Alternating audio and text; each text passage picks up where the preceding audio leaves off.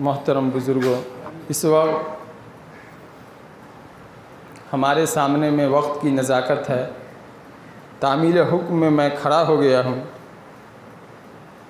کبھی کھڑا ہوتا ہوں تو بولنے سے زیادہ حاضرین کے وقت کا، ان کے حال کا لحاظ مجھ پر اتنا سوار ہوتا ہے کہ میں اپنے لیے شرمندگی محسوس کرتا ہوں کہ زحمت میں ڈال کر زبردستی کچھ سناؤں، لیکن صرف اور صرف تعمیل حکم میں کھڑا ہوا ہوں۔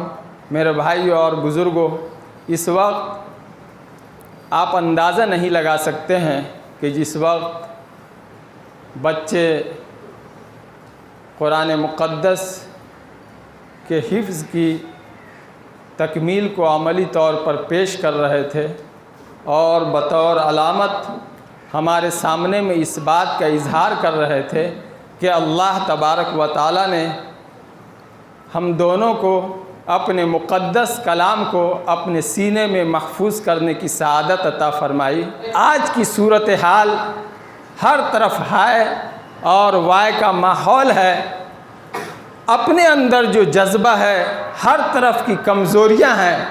دل کے اندر ایک حوصلہ اور ایک عزم پیدا ہو رہا تھا کہ ہمیں بھی ایسے ماحول میں اپنی محنت اور اپنی کوشش کو بڑھانے کی ضرورت ہے، اور دائیں بائیں ادھر ادھر کی آواز سے کان بند کر کے اس بات کو عہد کرنے کی ضرورت ہے کہ ہم سب مل کر اللہ تبارک و تعالیٰ کے اس مقدس کلام کو یاد کرنے کی اور اس کی یاد کو بڑھانے کی اور قرآن مقدس کی عظمت کو اپنے سماج اور معاشرے کے اندر پھیلانے کی ضرورت ہے۔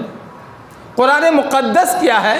اگر ہم تھوڑی دیر کے لیے بھی غور کر لیں گے تو دنیا کے اندر جتنے اعتراضات ہیں یا ہمارے ذہنوں پر جتنے بوجھ ہیں، سب کے سب بادل کی طرح چھٹتے چلے جائیں گے۔ حضور صلی اللہ علیہ وسلم کے ایک ارشاد میں ہے، انکم لا ترجعون الی اللہ بشیء افضل مما خرج منہ، یعنی القرآن، کہ اللہ تبارک و تعالیٰ کے سے تقرب کا سب سے زیادہ اگر کوئی افضل راستہ ہے، بہتر راستہ ہے جس سے اللہ کا قرب حاصل کیا جائے تو وہ قرآن مقدس ہے۔ قرآن مقدس کی خوبی یہ ہے کہ روئے زمین پر ہم جو کچھ بھی دیکھتے ہیں، یہ شجر و حجر، یہ بلند و بالا آسمان، یہ اتنی مضبوط زمین اور جو کچھ بھی رونق قرآنیہ ہیں، یہ سب اللہ تبارک و تعالیٰ کی قدرت کے کرشمے ہیں۔ لیکن اللہ تبارک و تعالیٰ کی ذات سے نکلی ہوئی اگر کوئی چیز روئے زمین پر ہے تو وہ صرف اور صرف قرآن مقدس ہے۔ قرآن کی خوبی یہ ہے کہ یہ اللہ کی بات ہے، اللہ کی ذات سے نکلی ہوئی چیز ہے۔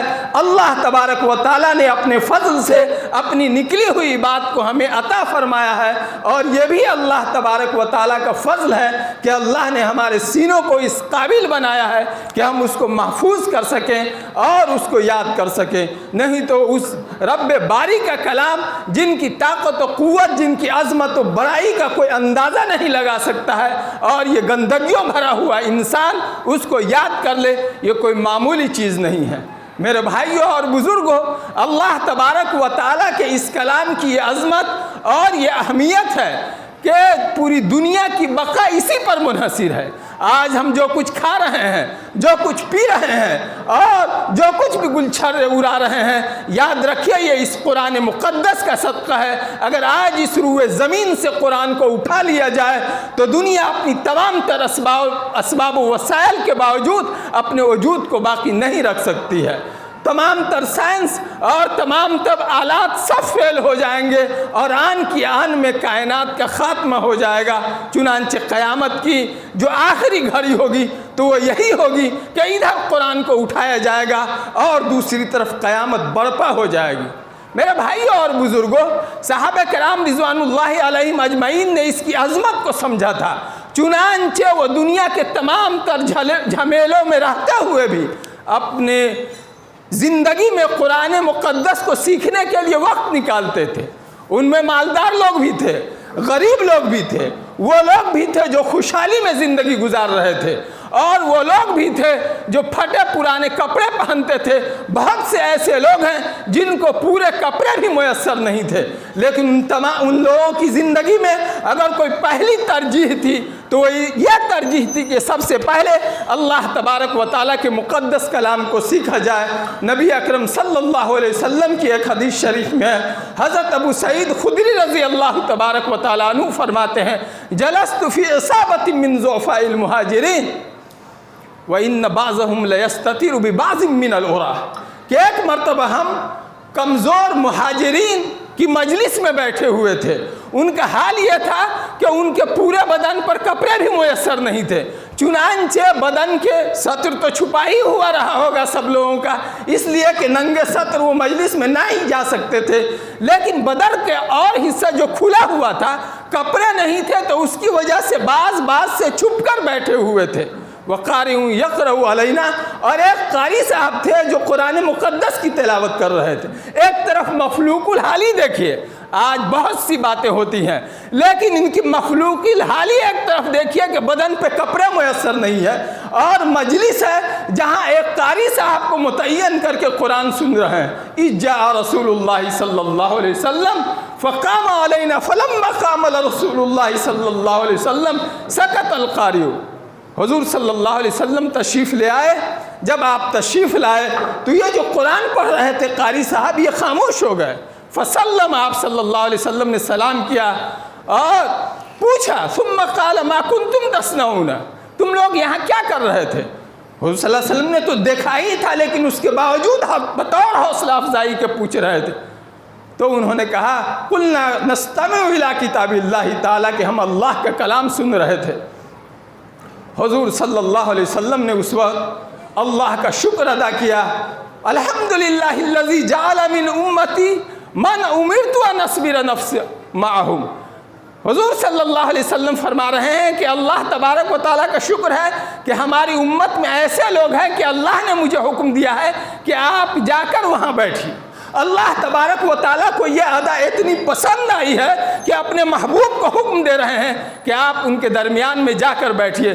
چنانچہ راوی بتاتے ہیں کہ نبی اکرم صلی اللہ علیہ وسلم ہمارے درمیان میں بیٹھ گئے اور اس طرح سے برابر ہو گئے تاکہ معلوم ہو کہ سب لوگ برابر ہیں. پھر آپ نے ہاتھ کا اشارہ کیا تو سارے لوگ حضور صلی اللہ علیہ وسلم کی طرف حلقہ بنا کر متوجہ ہو گئے. اس وقت آپ نے پیشین گوئی دی. میرے بھائیوں اور بزرگوں, ضرورت ہے اپنے سینے میں اس ایمان کو محفوظ کرنے کی. جب تک آدمی اپنے اندر یقین کی کیفیت پیدا نہیں کرے گا اس وقت تک موجودہ حالات میں ایک قدم نہیں چل سکتا ہے. قدم قدم پر رکاوٹیں ہیں اور یہ مادی دور ہے, ہر دور کے فتنے الگ الگ ہوئے ہیں. اس وقت پیسہ اور حالات بھی ایسے ہیں کہ قدم قدم پر آدمی الجھتا ہے, لیکن اپنے آپ کو سنبھالنے کا ایک ہی راستہ ہے کہ نبی اکرم صلی اللہ علیہ وسلم نے جو حوصلہ افزائیاں بیان فرمائی ہے اس کو آدمی سنے اور اس کا تکرار کرے. آپ نے فرمایا ابشروا یا معشر الصالح المہاجرین, اے مہاجرین کے غریب و کمزور لوگ, تم کو خوشخبری ہو بن نور التام یوم القیامہ, کل قیامت کے دن تمہیں نور کامل نصیب ہوگا. تدخلون الجنت, تم جنت کے اندر مالدار لوگوں سے پہلے آدھے دن پہلے داخل ہو جائیں گے. یہ لوگ حساب و کتاب میں لگے ہوئے ہوں گے اور تم آدھے دن پہلے داخل ہو جاؤ گے. اور وہ آدھا دن کتنا ہوگا؟ آپ نے فرمایا کہ وہ آدھا دن 500 سال کا ہوگا. اچھا, قیامت کی گھڑی کو مختلف انداز سے تعبیر کیا گیا ہے. کہیں ہے کہ 50,000 سال کا ہوگا, کہیں ہے 1000 سال کا ہوگا, اور آدمی کے اپنے اپنے حالات کے حساب سے ہے. ایسا بھی ہے کہ قیامت کی گھڑی فجر کی 2 رکعت کے برابر بھی ہوگی, آدمی کے اپنے اپنے اعمال کے حساب سے. میرے بھائیوں اور بزرگوں, قرآن مقدس یہ اللہ کی بات ہے اور اس کی حفاظت کرنا, یاد رکھنا تمام ایمان والوں کی ذمہ داری ہے. اچھا, قرآن مقدس کو جب آدمی یاد کرتا ہے قرآن اس کا ساتھی ہو جاتا ہے, اللہ تبارک و تعالیٰ کا وہ گھر کا آدمی ہو جاتا ہے. حضور صلی اللہ علیہ وسلم فرماتے ہیں, ایک مرتبہ آپ نے فرمایا ان للہ اہلین من الناس, کچھ لوگ ہیں جو اللہ کے گھر کے لوگ ہیں. آدمی دنیا میں کوئی آدمی کہے کہ آپ ہمارے گھر کے آدمی ہیں تو وہ پھولے نہیں سماتا ہے. اللہ کہہ دے کہ کچھ لوگ ہیں جو ہمارے گھر کے لوگ ہیں۔ صحابہ نے پوچھا من ہم یا رسول اللہ، کہ اللہ کے گھر کے لوگ کون ہیں؟ حضور صلی اللہ علیہ وسلم نے فرمایا اہل القرآن ہم اہل اللہ و خاصتہ، یہ قرآن والے لوگ ہیں جو قرآن کو پڑھتے ہیں، پڑھاتے ہیں، قرآن کی تلاوت کرتے ہیں اور قرآن سے لگاؤ رکھتے ہیں، یہ لوگ اللہ کے گھر کے لوگ ہیں اور یہ اللہ تبارک و تعالیٰ کے خاص لوگ ہیں۔ حضور صلی اللہ علیہ وسلم نے یہ بھی ارشاد فرمایا ہے ان لکل شیء شرفا یتباہون بہا وان بہاء امتی وشرفها القرآن۔